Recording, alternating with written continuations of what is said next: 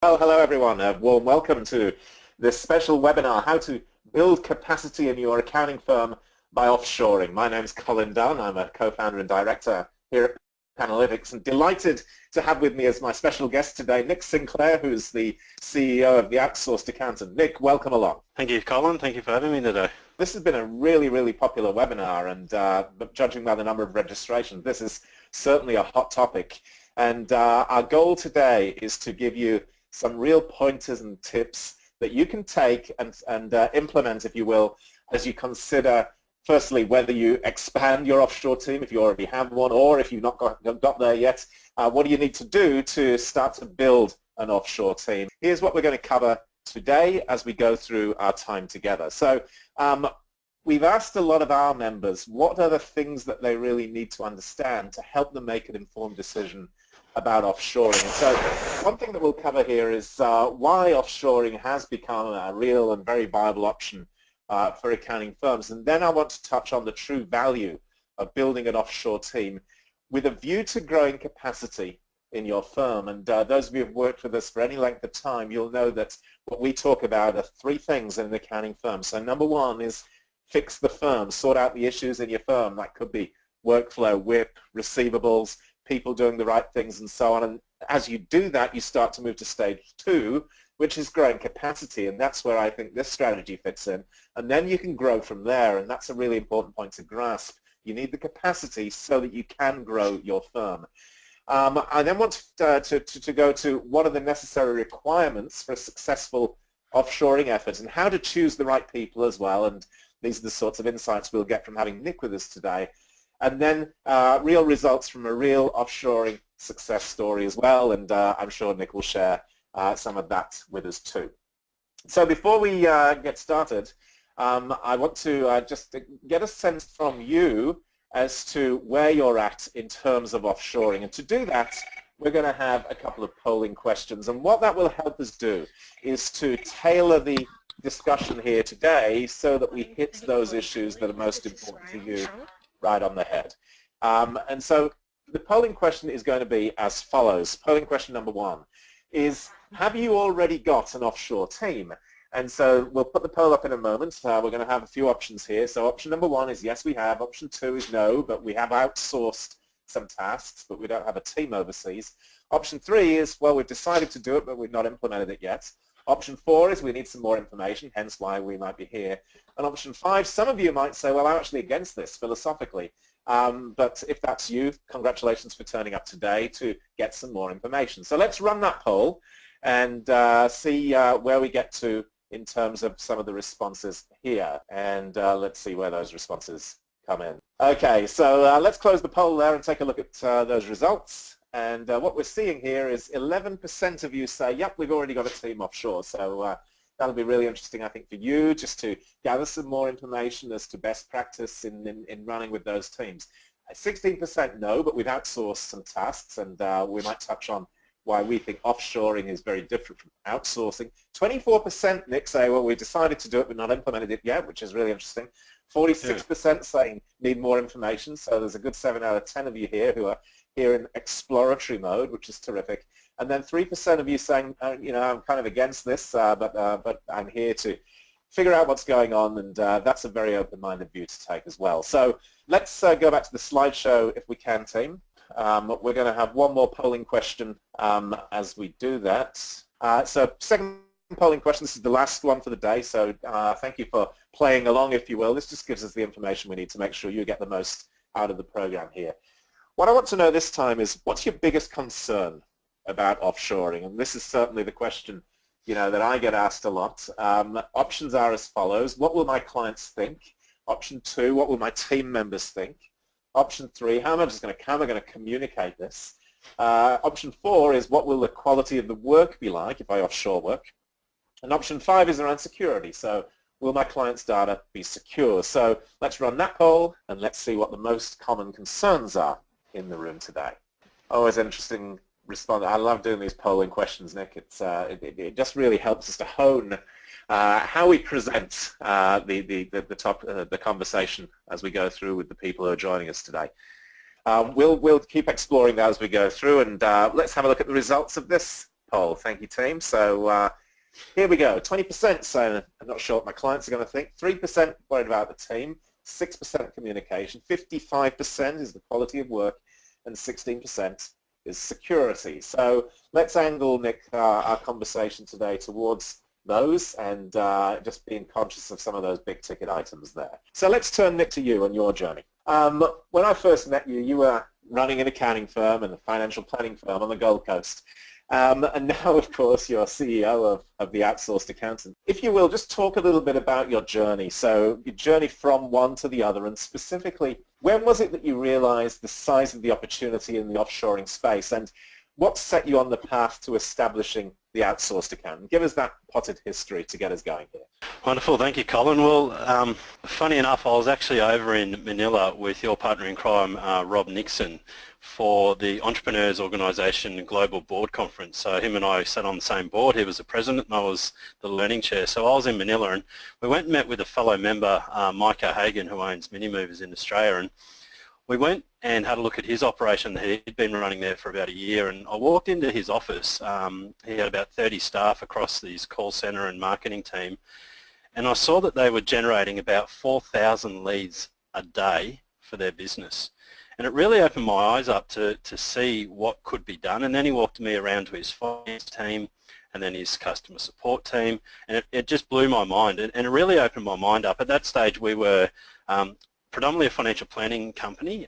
We had an accounting business and a finance and a property buyer's agent business. So we're very, very heavy on support staff. Generally we were running to one income earner, 4 support staff. So the cost of doing business is expensive.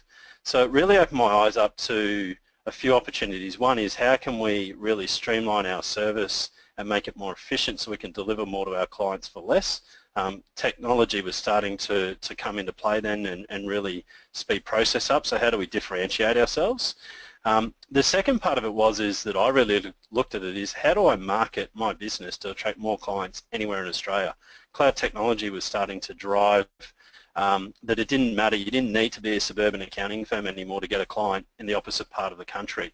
So for me it was really around, how do we drive new leads? And for us, we went after the bookkeeping angle. So we decided to do bookkeeping for $20 an hour, so 20 Australian dollars an hour. We were still making about a 50% margin on that, but our whole aim for that was to get the client, build the trust, build the relationship. Once we started doing their bookkeeping, we saw their profit and loss, and we saw where every cent of their money went. So because of that, it then allowed us to sell financial advising services, insurance services, finance, business advisory, accounting. Once we built that trust, we started to take that relationship from their existing accountant and then started to attract clients from it. And we were generating, 5 to 10 new leads a day from the marketing that we were doing. We had a marketing team of 10 people. So a financial planning and accounting firm that only had 38 staff in Australia had a marketing team overseas of 10 staff. So we were really a little marketing agency creating, I suppose, a lot of lead gen for our business. So we set that up in December 2013. We decided to move into our own office in the Philippines. So before that we were with another BPO. Being young and stupid, I thought I knew better than everyone else, so we decided to go and incorporate in the Philippines, set up our own office, and we put on our first 8 staff. We then put on another 22 staff in January 2014. So we basically replicated our business. We had 38 staff in Australia and 30 staff in the Philippines. For the first 3 months, every project that we hadn't done for the previous 10 years got done. All the mess got cleaned up, and suddenly we had staff there looking for work and looking for things to do. So we started to do proactive work where we weren't charging clients, where we were starting to analyse their financials, giving them a few tips every month.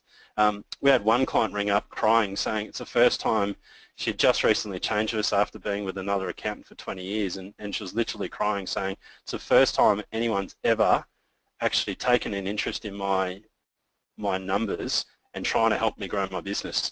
It was a system called Spotlight Reporting that plugged into Xero. It spat out the report, and all we did is emailed it and gave the 3 numbers.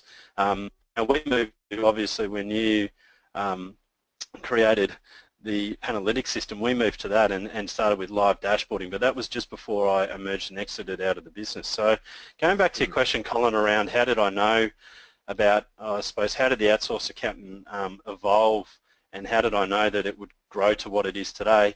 The first time was when I went on the speaking, I suppose, on tour with you guys for capitalising on the cloud, which was early in 2014, around March, April from memory.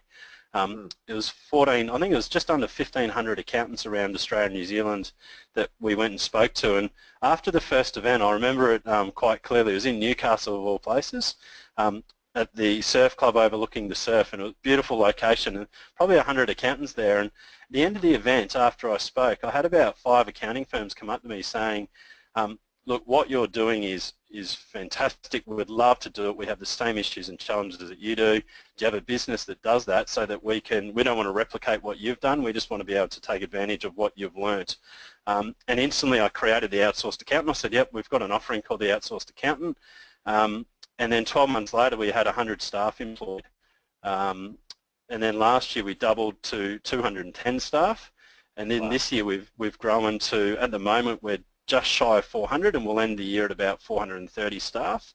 And now dealing in Australia, New Zealand and America. And next year, forecasted with what we've got coming through now, will grow to 800 to 900 people. So the opportunity just continues to grow and grow. And 3 years ago we were ringing people to try and talk about outsourcing, to now, people are banging down our doors and saying, look, we want to put people on, and we have to say, look, you need to slow down, we need to educate you, you need to do it right. Like you said, hire slow, hire the right people. A lot of the time we're trying to slow people now down to do it right, because if you don't do it right, it won't work. There's plenty of stories of where it's failed, and 99% of the time it's because it wasn't done right. It was rushed or done half-hearted. Yeah, that's terrific. So I've got a few questions for you. Thinking back to the accounting firm, when you first came up with the idea of offshoring, when you were back in the firm there, how did you sell that message to your team who were on the ground on the Gold Coast? And weren't they worried about their jobs? How did that work? Yeah, I remember the day quite clearly, because we had a room set up that seated about 80 people, so we ran a lot of events. So I took them all into the room. I got up on the mini stage that we had in there, and I had a whiteboard, and I had a pre-done an A4 sheet for every employee that had 3 columns in it. And I said to the team, we're going to talk about how we can become a more efficient business and how we can do more fun work here, and look at how we can really evolve our systems and processes. So I basically started it by saying, I want you to write down in the left-hand column all of the things that you do every day that you hate doing. So what are all the tasks that you do that you really don't enjoy doing, but you have to do because it's part of your job? The second column, I want you to write down all of the tasks that you enjoy doing but don't have time to do because you're too buried doing the ones in column 1. And then the third column, what I want you to do is, if I was to give you a PA today, what task would you give them today? So if I gave you all an assistant, what task would you give them today? So then what we did is explain the concept at the end of that to say, all right, well, these are, we went through some of their sheets, so everyone got up and talked about what was in each of the columns, and then we presented at the end of that how we're going to build an offshore team and how we're going to take away all the tasks that they hate doing that are process-driven, and we're going to put that into a team overseas where they're going to be the manager and oversee that team and really drive that team, and then we're going to free up their time so they can do all those tasks that are in the middle column, which are high value and more fun and add more value to the clients. So at the end of it, they were really excited to know that they're going to have a team doing all the tasks that they don't enjoy doing, that are systemised, that are just standard and boring, you could say, and then they're going to be doing the stuff that really adds value to clients that needs to be done locally. Makes a lot of sense. And in terms of the numbers that you had in the firm locally, did that grow, shrink, remain about the same? How did that sort of pan out? Yeah, so we implemented this, and about 9 to 12 months later I exited because of the growth of this other business. So we didn't make anyone redundant, but as people left, we didn't replace them. So by the time I had left, we had, I think we're down to about 24 staff. So we had about 12 staff that left. What was really interesting, Colin, was though, when you start offshoring, you really see the people that are hiding behind rocks. Mm. You know, I refer to this phrase every day. Would you rehire every single person that you have in your firm today if you're starting again tomorrow? Would you enthusiastically rehire? I know that Rob and you talk about that a lot, and the thing that happened was that when you're running a business, everyone's busy, and everyone sees their team as being busy. They don't really, a lot of firms aren't structured so that they have strict KPIs and strict monitoring to know everything that every employee is doing. So when someone seems busy, their perception is that they are busy, and if they're making enough output and they're producing enough revenue by doing their 80% billables or however a firm charges, you just think that they're doing a good job. When you start Mm. outsourcing and you're breaking up a process and you're giving steps of that to an offshore team, and that's all they're doing, you start to sit there and go, well, hang on, why is the offshore team performing more reconciliations per hour than our Australian team did in a day? You know, Mm. people can hide under a rock because everyone's busy being busy, but when you put in place real strict mechanisms to measure an offshore team, you really start to show the inefficiencies you do have in your process in your firm.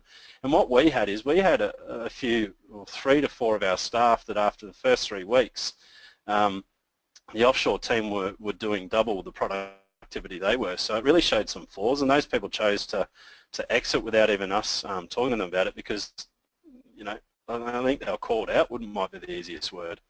Yeah, I'm sure. I'm sure. Yeah.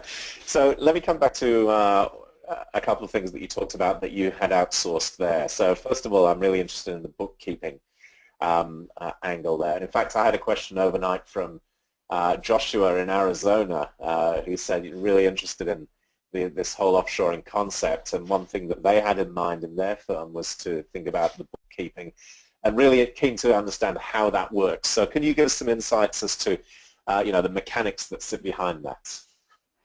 Yeah, so the bookkeeping one's a really interesting one. I've spoken to Rob Nixon around a lot about this, and I actually caught up with Wayne Schmidt a couple of weeks ago. And the funny thing is with bookkeeping is that most of the time the bookkeeper's getting 2 to 3 times the revenue that the accountant's getting. So they're getting anywhere between, say, 5 and 10 grand. The accountant's only getting $2,000 to $3,000.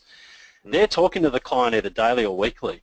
So they've got a really, really strong relationship. So they're talking to our clients more often, and they're getting 2 to 3 times more revenue than us. So who's really the trusted advisor? The other part of that is that, as anyone knows, if, you know, with cloud technology, if the data is up to date and correct being the key word because there's a lot of data that comes to accountants that needs to be redone, which is part of the issues. Imagine if you were to run your own bookkeeping division where you control the quality of the data was up to date. At the end of the year, your financial tax returns should really be a matter of a quick check and push, which means that you're going to be getting more margin on your compliance work as well as picking up 2 to 3 times more revenue.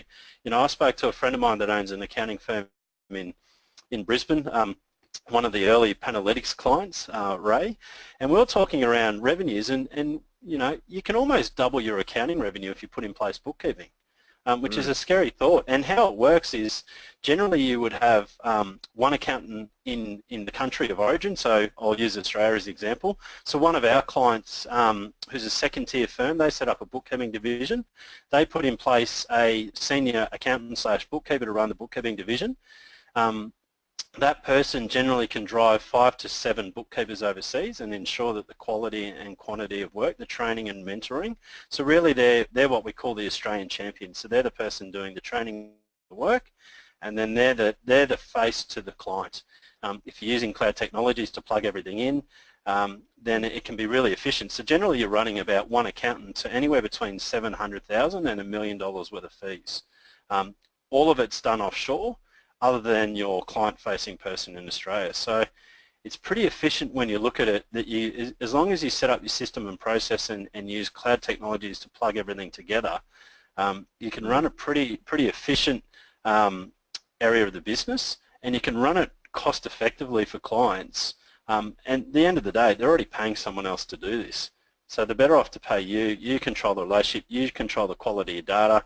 It then allows you to start adding in things like business advisory for free because you're already making enough margin on the accounting and bookkeeping. You can start to then run reports like out of your dashboard system, Colin, where you're running the traffic light system. You can then, provide 1 or 2 or 3 tips every month around, we've noticed these are the things that are wrong, that we've identified that you could do to improve your business. Debtor days are blown out, whatever it is. Advice within it, more as a teaser, contact us for more information if you want to know more. There's no real cost because your technology does all the work for you. The bookkeeping team are already doing the work, and it can just push those messages out automatically. So you're not only getting another 2/3 of revenue or bigger wallet share, you're also then getting the financials, and you really are the trusted advisor then. You are really the person that has the most contact with your client, because I truly believe that bookkeepers are the ones that have a stronger relationship when it comes down to it because of the time and amount of time that they communicate with our clients. And I see with cloud technology changing, we really want to firm up those relationships, and that's just a great way to be able to add it in. Clients have never had this much information. You're spot on. Here's a question, Nick, from Jackson. Jackson says, I'm a sole practitioner. I don't have any team members locally yet. Is it too early to think about offshoring or outsourcing? No, definitely, because the whole benefit of putting an offshore team is that you're really breaking up a process to go, what are the tasks that are, what are the billable rates for my local team? So if my local team costs me $30 an hour and I charge them out at $100 or $200 an hour, are the tasks that they're doing $30 an hour or $50 an hour or $100 an hour tasks? Because if they're not, that's the task that an offshore team should be doing for $5 to $10 an hour or even cheaper. So it's really breaking down your process, and it's really breaking down what is the person that I need to do this task. Is it someone that is a $10 an hour, or is it someone that's $100 an hour? Is it strategic, or is it process related? Because a lot of the time you can use a lower cost labour, and it came up in the poll before, quality of work. You've got to remember that the only difference is these people are in a third world country. They're a lot more educated. So out of our staff, every single one of the 400 have a degree. Over 40% of them have a master's. They're very, very educated. Majority of the country do degrees. Accounting is the second highest degree over there. 50% of them are CPA accountants. So it's not as though they're uneducated. They're extremely educated, and if anything, they're more educated than the Western world. So the difference is that they don't understand the local tax. And that's really where the education gap is. A lot of the people that we employ are CPAs that have been CFOs for businesses that have got 5,000 to 10,000 employees, and they're coming back and they're doing bookkeeping work or basic tax. So the education thing is almost non-relevant. I feel inadequate when I talk to my staff because they've got MBAs, masters, and PhDs, and I've got degrees, and that's it.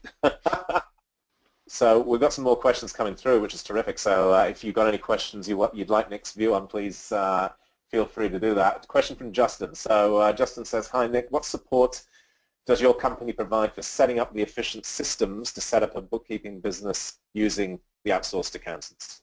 I suppose how we work is that we are like a serviced office and like a labour hire company. So we provide the people and we provide the facilities, and we, I suppose, make the two work together. We do have a training division, and we do have over 120 clients, and a lot of them are doing bookkeeping. So if you want guidance around how to build a team, how to structure the team, the type of systems to incorporate and then build the process out, we can certainly help with that. Because we have clients doing it pretty much every day, every week. So we can certainly guide you on probably 95% of the way around what needs to be done offshore and onshore. Fair enough, makes sense. So Craig asked a question which goes on very nicely from your response there. Question is, Nick, do you have your offshore bookkeepers talking directly to clients if there's an issue, or do you use the Australian champion, as you call them, acting as a go-between to address those issues? So most of the firms that have set up a bookkeeping team have that relationship based in Australia. So the Australian champion is really the client. They're the client facing. So their role is really client facing. The queries can come through in email from clients, and they can be 99% prepared responses from the team offshore. So when you're sending out things like queries, most of the time work papers, depending on the cloud technology you use, the work papers are sent directly to the client from the system. So the offshore team does that, all it does is gets reviewed by your Australian champion, and the button is technically pushed by the person in the Philippines. But the look and smell of it generally is the Australian champion, but some firms have our employees or their employees with us talking directly to clients. So it depends really on what your firm's strategy is and what your firm's decision is around that offshore and communication. Tell us some more about how the outsourced accountant works then. So a lot of people said, you know, I'm interested, I need some more information. So if I'm an accountant listening in today and I'm interested in exploring this opportunity, how does it work? How do I get started? Yes, there's two parts to it. One is we really need to work through with you is your current firm, where have you got capacity issues, your current organisation chart, and where can offshore really benefit you? A lot of people will just say, oh look, we're really, you know, snowed under with compliance work, so we need to plug some people in there. So what we want to say is, and our relationship managers, you know, say, let's take a step back. Let's look at how we can make you more efficient. So what are the low value tasks that your current staff are doing that we can take off them straight away so that they can be more productive? And a lot of the time people think that they need to fill capacity with an accountant to do tax work, when it may be, let's get all the admin and let's get all the basic low-end tasks off your current staff and let them do that work that they should be doing that actually adds value and is in line with their charge-out rates. So the part of the process is really around identifying what the best roles are to start with, and then putting in place a real plan around how do you scale your team overseas. It's no short-term solution and it's no short-term fix. So if you are going to be offshoring, you do need it is a long-term strategy. So you really need to dedicate time and understand that you need to go backwards slightly to go forwards. And backwards meaning that it does take time to train. You are going to require extra effort because now you have an office in the Philippines. And that's really the way to look at it. It's a global world, it's a global workforce. So you don't have people just working in your current office, you have people now working in your Philippines office. So you need to really have the time dedicated to doing that. Our role in the whole process is that we're really like a serviced office. So we provide the facilities and the environment for this process to work, and we're a labour hire company. So you say this is the type of role we want, these are the types of skills we have. We then have our recruitment team, our dedicated recruitment team, go and find the best talent for you. So put the two together. We also overlay that we do have a training division. So in the countries where we operate, we have training programs, whether it be 1 day or 3 months or 6 months or 12 months. For example, we have an Australian trained accountant, so he worked in Australia for 10 years in our office in the Philippines as part of our training team. So our role is really to provide the environment and to provide the people and really mix the two so that the process works. Your role is to have the process and the systems and to coach and mentor these people to do it your way and to really ingrain them into your culture, because at the end of the day, while we're the legal employer, without you they don't have a job and you're their boss, not me or any of our support, you know, our 60 support staff. We're not the boss, you are. It's really around building a culture where they fit into your team and they're just an extension to your team. And I know, Colin, that you guys are really big fans of the daily huddles and, you know, the weekly meetings. So really it's around building in your Philippines team to be part of that. They're not just another team. They should be included in your daily huddles. They should be included in your monthly meetings and your weekly meetings, and really building an environment. And fortunately, we're lucky with digital platforms now that we can do online meetings. I mean, at the moment I'm in Sydney. I've got some of my team in the Gold Coast. I've got some of my team in the Philippines. We jump on a digital call and do our quick daily huddle. What's up? What's going on? Where you stuck? Where can I help you? You know, we're on track with the strategy, and then, you know, bang, we move on. So it doesn't matter where people are sitting now. You can always engage and make them part of that meeting and make them part of your team. Absolutely, and that's been critically important for us as well. And I'd certainly endorse what you talked about there in terms of you've got to be prepared to invest in these people, and when you do that, it'll be a very successful model for you. So you're obviously working with a lot of accounting firms. Typically, as you work with them to figure out, you know, where are the gaps, what's the strategy, what sort of tasks are you looking to offshore there? What are the most common ones that you're seeing coming your way in Manila there? It's interesting, Colin, because at the start it was a lot of the lower end bookkeeping style work, so just doing the reconciliations and reviewing accounts, getting ready for tax returns and items to be done. But now we honestly have all sorts of work being done. We have bookkeeping, we have client service, we have general administration, financial planning, power planning, insurance documents. We have finance brokerage, so a lot of accounting firms are now going into finance, where the whole process is done offshore other than the documents being delivered to a client. Full tax and compliance work, business advisory work, liquidation work, anything that an accounting firm does, we have it being done in our office overseas. And that's the amazing thing. When you walk around our office and you see 400 accountants punching out work of such variety, the main thing that I say to anyone is that you can offshore anything that doesn't require a physical presence. And America's biggest architect firm that designed most of the largest buildings in America is all designed from the Philippines. They have over 1,000 designers over there. You've got engineering firms, you've got radiographers. So if you break your arm today, you walk into a clinic and you get an X-ray done, there's probably an 80% chance that X-ray is getting read overseas with a medical diagnosis done overseas and sent back to your doctor within half an hour to an hour. That used to take days to get. So you can do any type of work, Colin. It's really around what level of commitment are you willing to train them and how good are your systems and processes to be able to drive that, because it should just be following the bouncing ball. And technology, fortunately, sure, that bouncing ball a lot of the time is the technology. Absolutely right, yeah. So a couple more questions have come through. And I think there are a couple of clarification questions here. So Rebecca asked, what are the consequences of not having enough work for your offshore team as you're scaling up for growth there to gain capacity? Are they likely to get bored and quit? Does that happen? Or do you just find more for them to do? How does that work? It's a really interesting question, and I'm amused by, I suppose, the attitude of the Filipinos every day. They've got such a great work ethic. We're talking about accountants that were CFOs for a company that turns over like $1 billion or 5,000 staff or whatever it is, and they're coming back to do a basic bookkeeping role for an Australian or US accounting firm, and they love it. They love the challenge of it. The reality is that they're very dynamic people, so if you don't have accounting work, as long as you're giving them some form of work, they'll do it, and they'll do it efficiently. So if you don't have enough work for, say, a bookkeeper, part of their role may be also doing administration.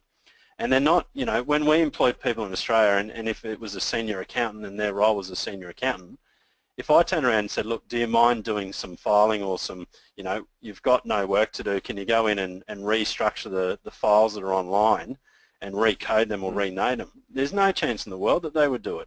So the Filipinos just enjoy being busy, and they enjoy doing work, and they really enjoy just adding value. So you can give them all types of work, and I'll challenge any firm, if you don't think you've got enough work for someone offshore, you probably just haven't looked hard enough at all the list of jobs that you do have that you've just put to the back of it. We had one firm that they put on 3 people with us, and the first job for the first 2 months was just completely getting their database up to date and really, getting all the information in there accurate, correct, so that they could start marketing and start actually, doing more valuable work with real data.